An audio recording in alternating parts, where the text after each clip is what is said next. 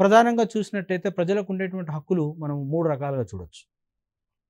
ఒకటి సహజ హక్కులు, రెండవది నైతిక హక్కులు, మూడవది చట్టబద్ధమైనటువంటి హక్కులు.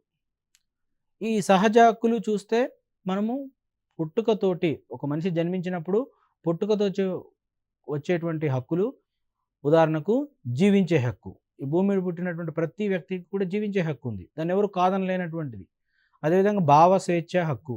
అంటే నీకున్నటువంటి ఉద్దేశాలని, భావాలని స్వేచ్ఛగా ప్రకటించేటువంటి హక్కు ఉంటుంది. ఆస్తి హక్కు ఉంటుంది. ఇవన్నీ కూడా నీకు సహజంగా వచ్చేటువంటి హక్కులు. ఇవి కాకుండా మనకు నైతిక హక్కులుంటాయి. అంటే ప్రజల యొక్క విలువలపైన ఆధారపడేటువంటి హక్కులు.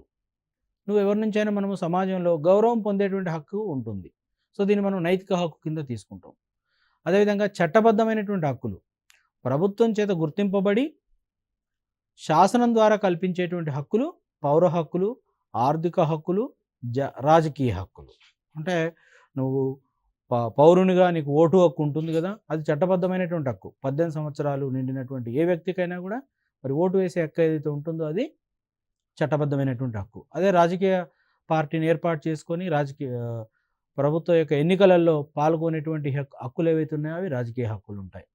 ఆర్థిక పరమైనటువంటి నీకు ఆర్థిక పరంగా నువ్వు ఎటువంటి ఆస్తులు కానీ లేకపోతే నీకు డబ్బును కానీ కలిగి ఉండేటువంటి హక్కులు ఏవైతే ఉన్నాయో అది ఇట్లా మనకు చట్టబద్ధమైన హక్కులు, నైతిక హక్కులు, అదేవిధంగా సహజ హక్కులు అనేటువంటి 3 రకాలైనటువంటి ప్రజల హక్కుల గురించి మనము చూస్తున్నాం.